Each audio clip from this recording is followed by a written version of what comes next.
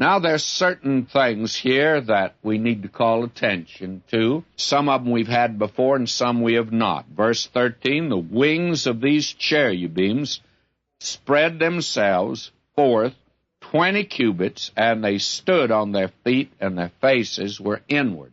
Now, these were the cherubims that looked down on the mercy seat. Now, you will recall that back in the tabernacle, when Moses was given the instructions, that no measurement was given at all. This speaks of deity. You can't measure it. This is something you can't put on a slide ruler. Therefore, what we have here is something I think that's rather impressive, that the cherubims now must have been much larger than they were in the tabernacle, and of course they were. But even with the measurements given, there is a sense and a note of deterioration, and that is they're attempting now to measure deity. That cannot be done. Now we have our attention called to some things that were not in the instructions given back in Kings. Now again, I call your attention to this. It's important. We're seeing God's viewpoint. Now what is it that God called attention to here that in the human account we did not have the record given? Well, we have here the beauty of the veil given. Notice verse 14. And he made the veil of blue and purple and crimson and fine linen, and wrought cherubims thereon. Now, the veil was a thing of beauty. It was said that by the time of our Lord, that it was about 3 inches thick. It was changed every year, and that wild horses were tied to one of them that had been taken down on one occasion, and they could not tear it. They could not rip it at all. It was actually a thing of beauty. And the veil speaks of the humanity of Christ. God calls attention to that. This is something he calls attention to. Now, that veil speaks of the humanity of Christ. When Christ was crucified, the veil in the temple was rent in twain.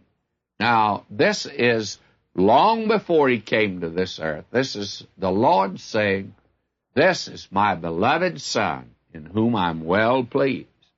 Now notice something else that we have here, I think that we should call attention to, and that's the pillars.